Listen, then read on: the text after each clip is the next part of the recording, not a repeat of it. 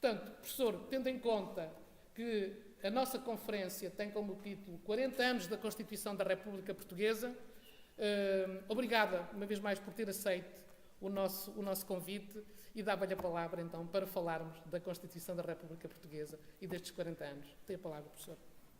Muito obrigado. Muito boa tarde a todas e a todos. Permitam-me uma saudação especial à Sra. Presidente da Assembleia Municipal do Montijo, doutora Maria Amélia Antunes, ilustre jurista e ilustre autarca, que me fez este convite. Saúdo também, na sua pessoa, esta bela terra. Também cumprimento o meu colega de painel, José Pedro Soares, que foi deputado da Assembleia Constituinte. Não tive essa felicidade, ainda era muito jovem nessa altura, mas muito obrigado também por se juntar. Não lhe estou a chamar velho, claro, mas muito obrigado também por se juntar nesta dupla que vai falar sobre a Constituição. Também permitam-me fazer alguns cumprimentos especiais, além de todos aqueles que nos dão o prazer da presença. Também cumprimentar a doutora Mercedes Borges, deputada da Assembleia da República e também vereadora. Fomos colegas noutra encarnação, neste caso na 11ª legislatura, porque ambos fomos deputados da Assembleia da República e só posso guardar do contacto que tive com a doutora Mercedes Borges, que não foi assim muito intenso porque tínhamos áreas diferentes de atuação, mas só posso recordar e só posso ter as melhores recordações. E, portanto, muito obrigado também, a Sra. Deputada, por estar aqui presente. Também cumprimento o Sr. Vice-Presidente da Câmara Municipal, também os colegas autarcas que aqui estão, vejo aqui alguns alunos, também vejo alguns colegas da minha faculdade que vieram fazer uma surpresa, a Sra. Subdiretora, a professora Helena Mel e os dois professores brasileiros que estão connosco, o professor Fernando Duarte Tavares e a professora Zamira Assis.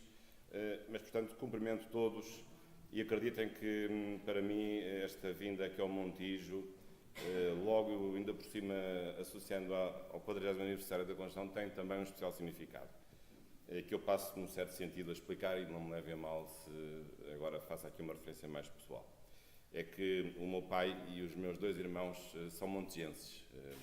O meu pai era montijense, já faleceu em 18 de maio de 2007. Aliás, na caminho aqui deste auditório, tive a ocasião de visitar a sua campa no cemitério. Mas, portanto, guardo muitas recordações da minha infância, da minha adolescência. Guardo recordações das visitas que fazia, porque o meu pai vivia aos fins de semana aqui com a minha avó, com a mãe dele. O meu avô, que era também montijense, não cheguei assim a conhecer, julgo que ele terá morrido quando eu tinha 2, 3 anos, mas lembro bem da minha avó, a mãe do meu pai. Eles moravam ali no bairro Serrano, na rua Manuel Geno Pomoceno, e lembro de realmente muitos episódios. Lembro sempre daquela locomotiva que vinha do Pinhal Novo e que chegava infalivelmente às 13h05, à estação dos Caminhos de Ferro, coisa que já não acontece, julgo que há muitos anos. E lembro também sempre das viagens que eu achava muito divertidas, de barco, quando o cais dos barcos era precisamente junto do edifício da Câmara Municipal e não é agora um pouco mais afastado. Essa experiência eu já não a tenho. Mas, portanto, o meu pai também era jurista, primeiro foi economista, depois foi jurista, foi também presidente da Câmara Municipal do Montijo durante 3 anos e, portanto, evoco aqui a sua memória e portanto, faço com muito gosto e com emoção. Acho que ele gostaria de...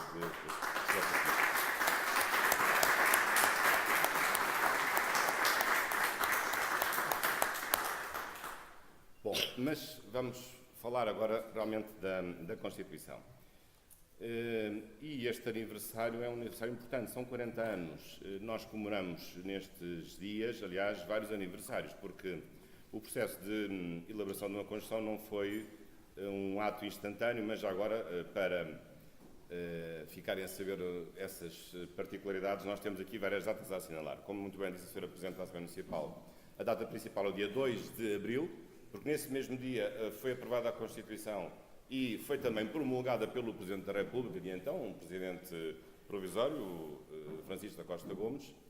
Depois, uma outra data muito importante que se vai assinalar amanhã, é a data em que a Constituição foi publicada no Diário da República e precisamente amanhã fará 40 anos em que pela primeira vez o Diário da República se passou a chamar Diário da República, porque até hoje, há 40 anos atrás, chamava-se Diário do Governo. E, portanto, quando foi publicado em 10 de abril de 1976, também se deu a mudança do nome do Jornal Oficial, que deixou de se chamar Diário do Governo e passou a chamar-se Diário da República. E, claro, a outra data muito importante, que é o dia 25 de abril de 1976, que foi o dia em que a Constituição entrou em vigor. Portanto, entrou em vigor uns dias depois de ter sido aprovada. E ao contrário do que acontece, por exemplo, com os santos, em que nós comemoramos não o dia do nascimento, mas o dia da morte, porque é o dia da morte física, mas é o dia de nascimento para o céu, nós, na Constituição e na vida, costumamos comemorar o aniversário natalício. Portanto, neste caso, são 40 anos de aniversário natalício e não queremos comemorar o aniversário da morte da Constituição. Pelo contrário, nos santos, sim, porque é a altura em que eles ganham outra força. Agora, nestas coisas, não. Nós queremos é comemorar sempre, todos os anos, novos aniversários natalícios da Constituição. O Sr. Deputado da Assembleia Constituinte depois falará talvez um pouco mais sobre isso, mas eu gostaria de agora referir um pouco as opções que estavam em cima da mesa quando a Constituição foi feita. Eu era pequenino, como vos disse, não estava lá, mas pude estudar e pude perceber quais eram as questões que então se estavam a discutir. Aliás, num processo que demorou cerca de um ano. A Assembleia Constituinte foi também muito importante porque foi o primeiro Parlamento a sair de uma eleição por sufrágio universal. Foi a primeira vez que em Portugal, desde que Portugal existe, uma eleição foi feita por sufrágio universal. Foi no dia 25 de abril de 1975. E, portanto, a Assembleia Constituinte foi realmente o produto de uma plenitude democrática que se expressou nessa eleição. E, portanto, durou um ano, mais ou menos. Ainda houve umas questões complicadas, que era saber se a Assembleia Constituinte deveria ser só a Assembleia Constituinte ou se também deveria ser uma Assembleia que pudesse tratar de outros assuntos da atualidade política, porque, reparem, na altura nós estávamos no PREC, processo revolucionário em curso, havia governos provisórios que tinham poder legislativo, mas a Assembleia Constituinte não era um Parlamento normal, era um Parlamento, digamos, dedicado só às questões constitucionais. E a certa altura discutiu-se se também não deveria a Assembleia Constituinte intervir, quer ao nível dos aspectos políticos, quer ao nível dos aspectos legislativos, na condução legislativa do país. Isso não vai acontecer. Houve vários episódios até um pouco complicados, ou a certa altura a Assembleia ficou bloqueada durante umas quantas horas, mas isso talvez sejam episódios que o Sr. Deputado depois poderá falar. Mas, mais do ponto de vista jurídico, ou do ponto de vista das opções político-jurídicas, o que é que estava em cima da mesa? Bem, estava em cima da mesa mudar tudo. A verdade é essa. Porque nós tínhamos, até então, uma Constituição autoritária, de um Estado fascista ou fascisante, conforme as teorias, ou um Estado que tinha uma Constituição nominal ou semântica, também conforme as teorias. Há teorias para todos os gostos. Mas, na verdade, tratava-se de fazer uma ordem constitucional que pudesse mudar por completo o panorama anterior. E o panorama anterior era um panorama de uma república que, a certa altura, havia dúvidas se devia ser uma república ou uma monarquia. Como sabem, Salazar era monárquico. E ele, durante muito tempo, hesitou em relação ao próprio sistema político, embora não tivesse formalmente mudado a forma política ou a forma de governo, mantendo a República, mas ele próprio, em vários escritos, confessava-se adepto da própria monarquia, mas, claro, é um regime de concentração de poderes, curiosamente, formalmente, no chefe de Estado, mas, na prática, materialmente, no primeiro-ministro, que tinha o nome Presidente do Conselho. E, portanto, era um sistema de concentração de poderes presidencialista, formalmente, mas, na prática, aquilo que nós chamamos de chanceler. Recordando porquê? Porque com essa expressão queremos, em ciência política, em direito constitucional, queremos fazer referência a um sistema parecido que houve na primeira fase, digamos assim, da Alemanha unificada, no tempo de Bismarck, em que ele é que na prática exercia os poderes todos e, portanto, era um sistema de concentração de poderes no primeiro-ministro, e na Alemanha o primeiro-ministro tem a designação de chanceler. Portanto, quando nós dizemos um sistema de governo de chanceler, queremos dizer um sistema de governo, por um lado, de concentração de poderes nessa pessoa, e, por outro lado, essa pessoa não é o presidente, por isso diríamos um sistema presidencialista, mas essa pessoa é o primeiro-ministro. Embora, no nosso caso, não se chamasse chanceler, chamava-se presidente do Conselho. Nem sequer se chamava primeiro-ministro, aliás, essa palavra só aparece mesmo com a Constituição de 66. Embora o cargo de primeiro-ministro tivesse já sido formalmente reconhecido, não na Constituição de 33, embora com o nome de Presidente do Conselho, mas na Constituição de 1911, que é quando aparece a figura do Presidente do Ministério. No tempo da monarquia não havia propriamente um Presidente, mas havia secretários e ministros que colaboravam com o Rei, que era o titular do Poder Executivo. Bom, mas houve várias questões realmente muito importantes. Talvez aquela mais central do ponto de vista político era não propriamente abandonar ou questionar a República, que isso estava fora de questão, porque Portugal, os movimentos monárquicos sempre foram muito minoritários, muito reduzidos, embora talvez nos últimos tempos eles tenham vindo a aumentar, mas sempre foram muito reduzidos. Não havia um problema em relação à República, à forma institucional republicana, mas havia um problema sobre o sistema de governo, isso sim, porque havia várias alternativas. E olhando à Europa e olhando a outros países, havia dúvidas sobre o que é que se deveria fazer. Caminhar para um sistema parlamentar, por exemplo, como tinha sido a Primeira República.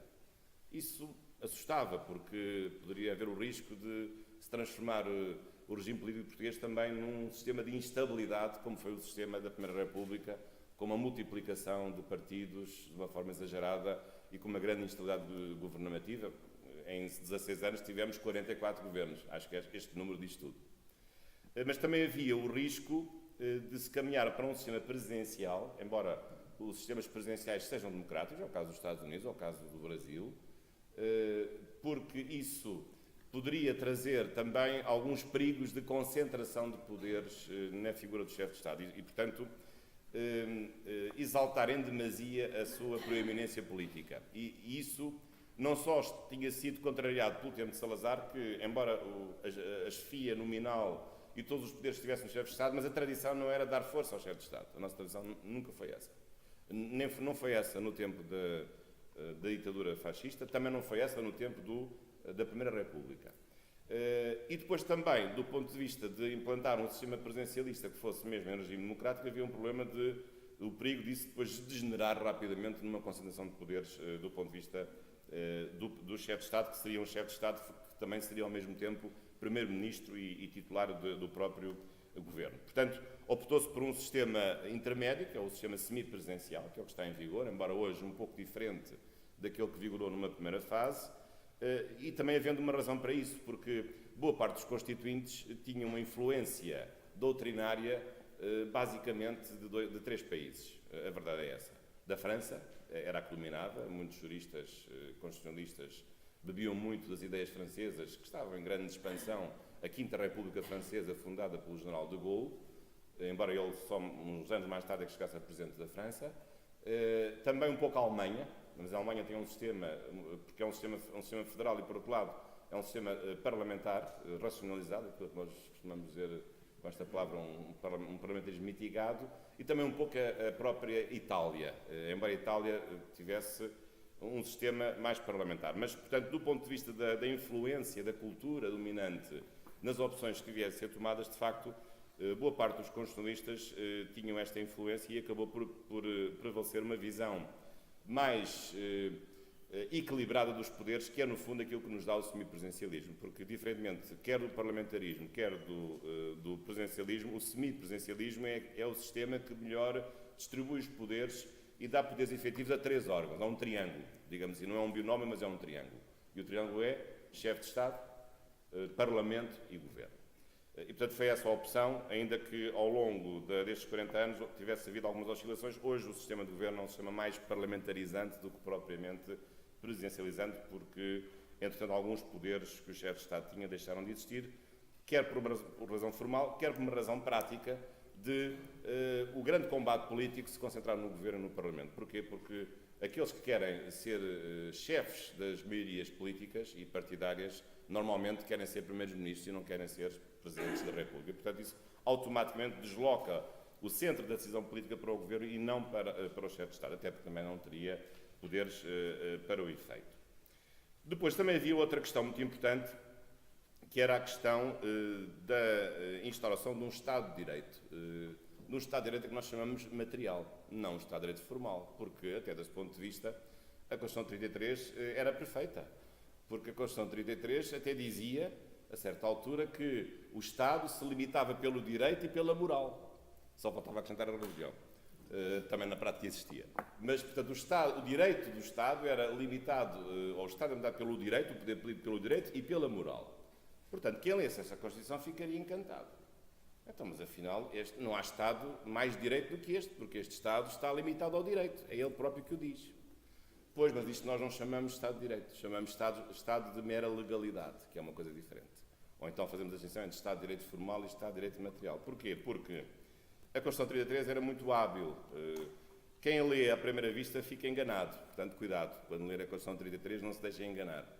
Porque na forma, no papel, as coisas até não seriam assim tão dramáticas, mas depois tinha uma série de armadilhas que foram efetivamente utilizadas. Aliás, a grande armadilha, a principal delas, em matéria de Estado de Direito e em matéria de proteção dos direitos fundamentais, era o célebre parágrafo 2º do artigo 8º da Constituição, que depois de elencar um conjunto muito rico e frutuoso de direitos, não faltava nenhum.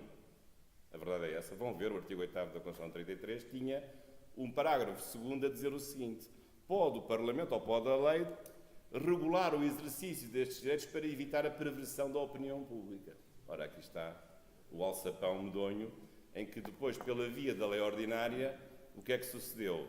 Limitação da liberdade de associação, a censura, a proibição de criação de partidos políticos, as perseguições, tudo isso, portanto, no sentido de o Estado assumir que deve haver uma opinião pública, uma só voz, e, portanto, o exercício, sobretudo, dos direitos com um tom político, punham em causa o pluralismo que não deveria existir numa opinião pública, devia ser controlada pelo próprio Estado. E, portanto, essa opinião pública era controlada não formalmente pela Constituição, porque a Constituição até reconhecia todos esses direitos, incluindo a liberdade de opinião, estava lá escrito, liberdade de expressão e de opinião, mas depois havia uma lei ordinária, claro que seria sempre inconstitucional, mas como não havia mecanismos de fiscalização, ela foi sempre cumprida, mas havia uma lei ordinária que depois subtraía essa liberdade da realidade constitucional e, portanto, permitia a instauração de um regime autoritário como foi aquele que sucedeu. Portanto, do ponto de vista dos direitos fundamentais também, de facto, realmente a Constituição de 76 trouxe uma enorme viragem, não só por estar preocupada precisamente por causa deste trauma com o facto de os direitos fundamentais chegarem à realidade constitucional, até ficou uma norma muito importante, embora de inspiração alemã, dizendo que, mesmo não havendo lei ordinária, os direitos fundamentais aplicam-se diretamente, para evitar precisamente que a lei ordinária venha, de uma forma subreptícia, a torpedear e a bloquear o funcionamento de um direito que está reconhecido na própria Constituição.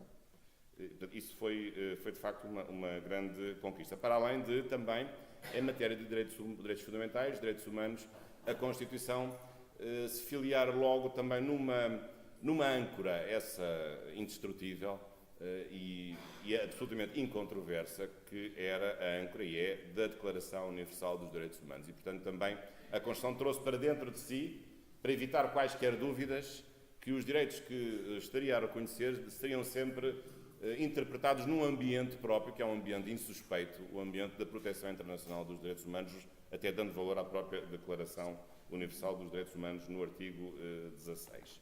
Portanto, reparem tudo aquilo que fizemos nestas opções da Assembleia Constituinte. Bom, mas a verdade é que, entretanto, as coisas foram evoluindo e foram sendo feitas várias revisões constitucionais. Aliás, a doutora Miriam Antunes referiu-se a isso mesmo. E, de facto, desde 66 até hoje, tivemos 7 revisões constitucionais, que eu posso explicar sumariamente. Não foram todas não tiveram todas a mesma importância, algumas foram mais importantes do que as outras.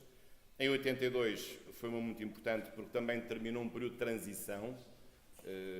Costumamos dizer que foi um período em que havia, aliás, um órgão político, o Conselho da Revolução, que tinha poderes legislativos, até poderes jurisdicionais, mas esse período de transição, que, aliás, que estava previsto na Constituição, terminaria em 1982, o Conselho da Revolução seria extinto, e nessa ocasião foi criado o Tribunal Constitucional, que também que é um órgão que hoje, não sendo originário da Constituição, é um órgão muito importante também na proteção da própria Constituição.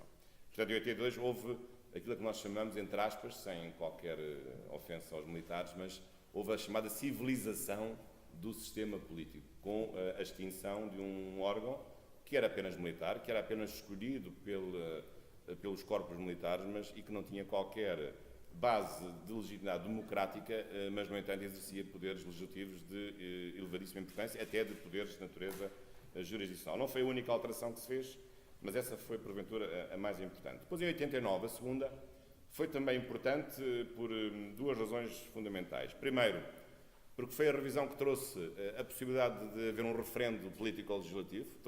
O referendo não constava da versão inicial da Constituição. Em 82 houve uma primeira aproximação com a consagração do chamado referendo local. Não sei se aqui no Montijo já fizeram algum referendo local, nunca fizeram. Mas está consagrado. É uma boa ideia, quem sabe. Mas está consagrado na Constituição. Depende do tema. Está consagrado na Constituição desde 1982. Depois, em 89, consagra-se-ia o referendo nacional para referendar matérias a serem legisladas ou a serem resolvidas por tratados internacionais. Isto era um aspecto muito importante. Sabem que a questão do referendo é uma questão que tem o seu quê de ideológico. Normalmente, o pensamento de direita é mais favorável ao referendo e o pensamento de esquerda tem horror ao referendo porque gosta mais da democracia representativa e não da democracia semidireta. Portanto, é aqui que realmente se vê muito a separação entre um pensamento de esquerda e um pensamento de direita. Bem, além de em Portugal a questão do referendo ter outra questão complicada por trás, porque, como sabem, o Dr. Sá Carneiro, a certa altura, quis fazer uma ruptura constitucional através de um referendo de uma Constituição, nunca o conseguiu fazer e, portanto, isso também tinha por trás de si a ideia do referendo, também uma certa opção político-partidária específica. Mas em 89, uma outra mudança muito importante que foi, já estávamos na União Europeia, desde 1 de janeiro de 86, foi a eliminação do velho princípio da irreversibilidade das nacionalizações. Era tão velho e tão importante que eu continuo a saber de cor esse artigo. Era o artigo 83, que dizia o seguinte: são conquistas irreversíveis das classes trabalhadoras todas as nacionalizações efetuadas depois de 25 de abril de 1964. Isto levantava-nos muitos problemas. Embora o regime de integração europeia não proíba atos de privatização e de nacionalização, aliás, Mitterrand nos anos 80 fez várias nacionalizações, não proibia propriamente esses atos, mas evidentemente tínhamos um setor público gigantesco, que era ingerível do ponto de vista de uma economia privada, ou de uma economia privada ainda matizada como intervenção social do Estado. E o Estado era dono de jornais, de cabeleireiros, etc. Uma série de coisas que não fazia qualquer sentido ser dono. E foi dono porque, sabem, houve numa fase de agudização da Revolução, depois do 11 de março, na célebre noite de 13 de março, em que foram decretadas as nacionalizações de todas as empresas por reação a um suposto golpe da direita falhado, supostamente liderado pelo general António Spínola. Portanto, como reação do outro lado, então, digamos que se aprofundou a revolução no sentido da nacionalização de todas as empresas, portanto, na ótica dos meios de produção. E, portanto, esse princípio foi interpretado depois de 86 e 89 apenas permitindo a reprivatização das empresas nacionalizadas até 49%, e só depois da eliminação desse princípio é que as empresas poderão ser privatizadas a 100%. Processo que ainda está a decorrer, já falta pouco para privatizar. Não sei se já não teremos ido longe demais, mas de facto já pouca coisa falta para reprivatizar. Depois, nos anos 90, houve uma revisão pontual, a terceira, para afeiçoar a nossa Constituição à integração europeia, que agora dava uma nova fase, um novo fogo, a União Política e Monetária, com o Tratado de Maastricht. Tínhamos que eliminar a regra sobre o escudo ou sobre o Banco de Portugal como o banco emissor e o banco que definiria a política monetária. Também acrescentámos um artigo sobre a chamada cidadania europeia, que é uma ideia interessante de uma pertença à União Europeia a partir dos cidadãos nacionais de cada um dos Estados-membros. Lembro na altura até uma polémica que houve sobre se seria necessário ou não haver essa revisão constitucional, mas manifestamente ela era necessária. A quarta revisão foi em 1997, aliás, onde participou ativamente o atual Presidente da República, o professor Marcelo Rebelo de Sousa, era na altura líder do PSD e era na altura Primeiro-Ministro o engenheiro António Guterres. E podemos dizer hoje que o professor Marcelo Rebelo de Sousa teve várias vitórias neste processo de revisão constitucional. Ele também não nos está a ouvir, mas também se estivesse a ouvir certamente ficaria contente com o que eu estou a dizer. E o que é que esta revisão trouxe assim de especial? Foi uma revisão mais dispersa, não havia assim uma grande questão a resolver, mas os poderes do Parlamento foram aumentados, é verdade. Passou a admitir-se a possibilidade dos imigrantes votarem para o Presidente da República. A célebre questão de votos dos imigrantes, que é uma questão que incendiou durante vários meses a opinião pública. Eles hoje também votam e votavam antes para o Parlamento, embora de círculos em que o seu voto vale menos do que o voto do português ou do cidadão que está no território de Portugal, porque fora só podem eleger 4, enquanto nós aqui dentro elegemos 226. Mas isso suscitava Isso, a nossa Presidente da República, não pode ser, porque é difícil, se o sistema é um cargo unipessoal, como é que vamos dizer que o voto emitido no estrangeiro vale 1/10 dos votos emitidos no território nacional? Embora a Constituição de Cabo Verde tenha esse sistema, curiosamente. Para o Presidente da República, quem vota fora do território vale menos do que aqueles que votam no território nacional. Depois, 2001, quinta revisão. É uma revisão importante, aliás, feita no rescaldo, e um pouco dramática, feita no rescaldo do 11 de setembro, em que se adotou, por um lado, uma cláusula de recepção do TPI, que foi importante, e que isso teve o seu significado. Enfim, uma outra cláusula, talvez desnecessária, mas consagrando algo que ainda não sabíamos, era que a língua portuguesa era a língua oficial de Portugal, mas essa norma apareceu só em 2001, mas ficámos a saber, porque tínhamos dúvidas sobre isso. Depois, a sexta revisão, 2004, dedicada sobretudo à questão das regiões autónomas, que é uma questão que não está resolvida, porque os resultados dessa sexta revisão, a meu ver, ainda não se fizeram sentir na sua plenitude, porque o sistema foi mudado do ponto de vista de se abandonar o conceito de interesse específico, e agora as matérias em que as regiões autónomas podem legislar são as matérias definidas no seu estatuto político-administrativo, e não se utilizando a expressão interesse específico, que é uma expressão que foi sempre interpretada de uma forma restritiva, sobretudo por parte do Tribunal Constitucional. E portanto, em diversas ocasiões, em diversas revisões constitucionais, os parlamentares tentavam sempre, assim, sob pressão legítima, aliás, dos partidos, da parte regional dos partidos, dos vários partidos, quer nos Açores, quer na Madeira, mas isso é uma história em que há uma acumulação de fracassos.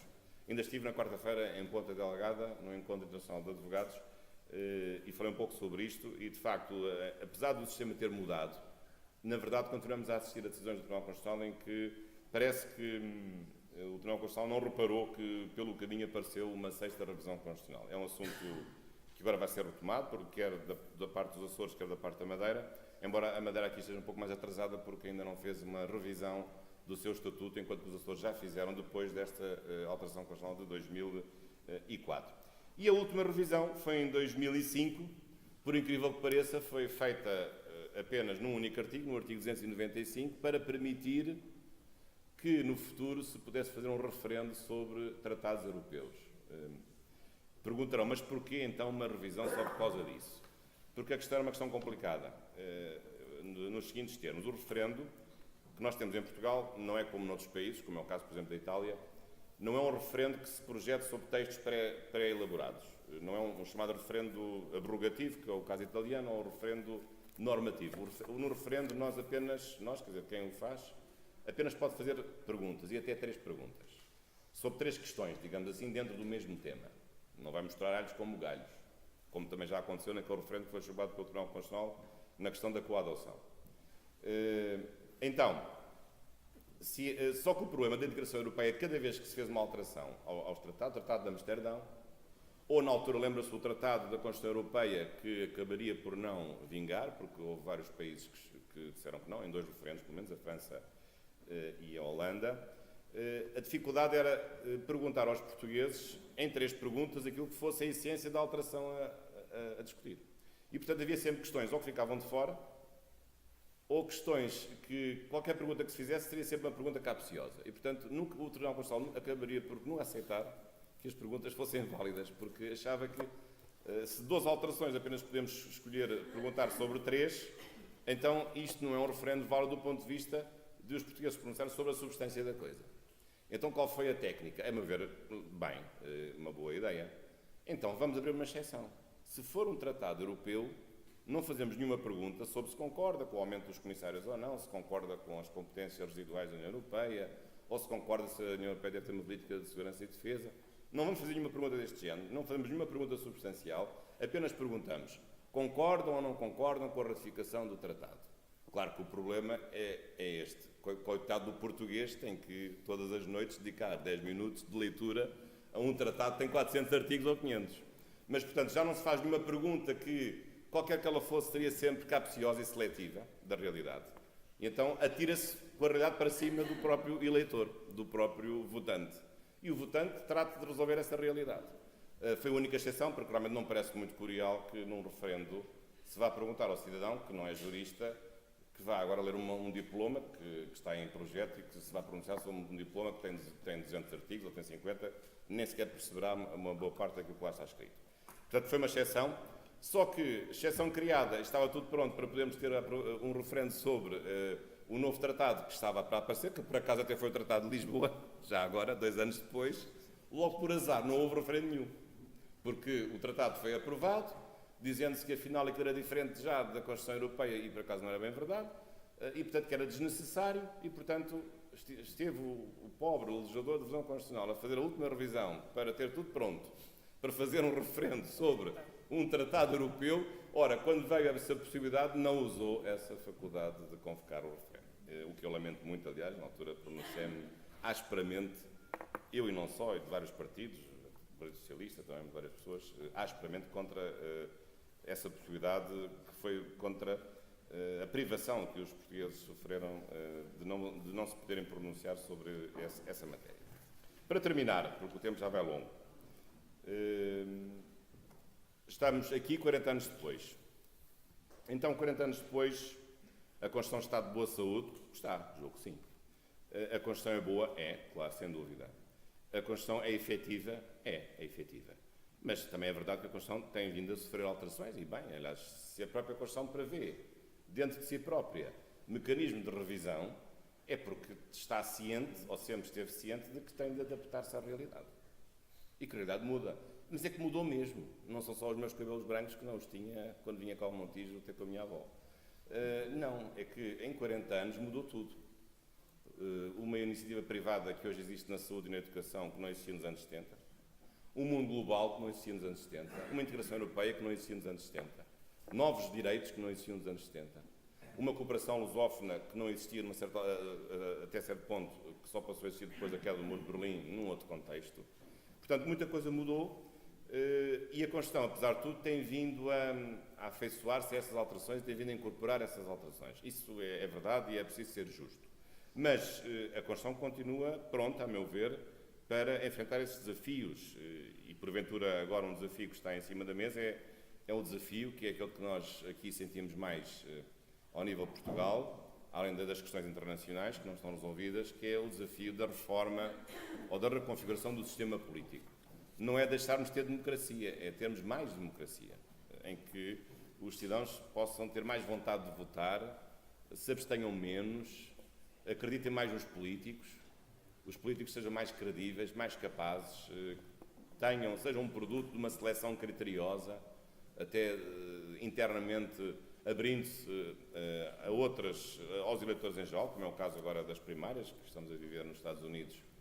Tem um sistema curioso, realmente, em que o próprio candidato a Presidente da República é escolhido por todo o povo, porque é esse o sistema que está estabelecido. Aliás, que em Portugal já foi utilizado pelo Partido Socialista na última escolha do Secretário-Geral, e que no PS é um assunto que se discute, sobretudo, e bem por força da JSD, que levou uma moção com essas características a este último Congresso. Mas, portanto, há várias questões que estão em cima. Mas também é verdade, e vou terminar, que há outras coisas que já podiam ter sido feitas e nunca foram feitas e que não têm nada a ver com a Constituição. Porque a reforma eleitoral, na tal revisão de 97, passou a ser uma matéria desconstitucionalizada, embora com a maioria das terços. A questão das incompatibilidades dos deputados, a questão da transparência, que hoje vai assumindo cada vez mais exigência por pressão também mediática, embora às vezes haja um certo populismo bacoco em torno disso. Sobretudo, a meu ver, eu tenho essa experiência, seria absolutamente contraproducente que nós tivéssemos apenas deputados em exclusividade, porque isso seria transformar os deputados em funcionários, e nós não queremos deputados da Assembleia da República que sejam funcionários. Queremos um pouco de tudo, claro que haverá uns que são mais dedicados e estão em exclusividade, mas é importante ter deputados na Assembleia da República que estejam ligados à realidade e que não se fechem na Assembleia da República dentro de uma redoma sem qualquer contato com a realidade que os rodeia. Penso que isso seria absolutamente incrível que viesse a acontecer, porque provocaria realmente um descalabro por completo da própria representatividade dos deputados. Mas as questões eleitorais, a questão dos círculos, o nominal, ou pelo menos diminuir o número de círculos distritais que neste momento existem, que é o sistema distrital, criar um círculo nacional e depois círculos locais mais mais pequenos, em que houvesse uma maior proximidade entre os eleitores e os eleitos. Uma hipótese serão os círculos uninominais, outra hipótese serão círculos com 4, 5, 6 candidatos. Os uninominais têm um problema já agora, numa questão que eu acho que é sensível, que é a questão da igualdade de género, porque se vamos para círculos uninominais, isso pode determinar por completo a impossibilidade de aplicar uma igualdade de género, porque aquele que é eleito ou é homem ou é mulher, não pode ser as duas coisas ao mesmo tempo, não é? Enquanto que num sistema plurinominal nós podemos impor uma cota mínima.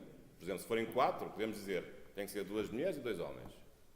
Agora o sistema, como sabem, é sempre pelo menos 1/3 de um dos sexos, que tem sido, de uma forma abusiva, interpretado como sendo 1/3 para as mulheres e 2/3 para os homens. Mas o sistema uninominal tem este elevadíssimo risco, porque aí não podemos impor nenhuma cota deste género. A não ser que pudéssemos fazer umas contas em termos nacionais, mas depois, mas no círculo, os cidadãos elegeriam certa pessoa, mas depois essa pessoa era substituída pela segunda, porque em termos nacionais haveria mulheres a menos. Isso também não faria muito sentido. Isso seria uma falsificação de uma representatividade que é depois aferida localmente, olhos nos olhos, entre a pessoa eleita e os eleitores. Mas, portanto, a Constituição acho que deve estar atenta ao futuro. Acho que pode ser aperfeiçoada em vários aspectos. Também se tem falado muito nas questões da justiça e da segurança. Hoje isso é um problema complicado. Aliás, a senhora Presidente referiu-se a isso. Mas também há muita coisa que ainda não foi feita, porque os políticos não quiseram e já podia ter sido feita através de uma intervenção simples do Poder Legislativo Ordinário. Muito obrigado pela vossa atenção e fico muito feliz por aqui regressar a esta grande terra. Muito obrigado.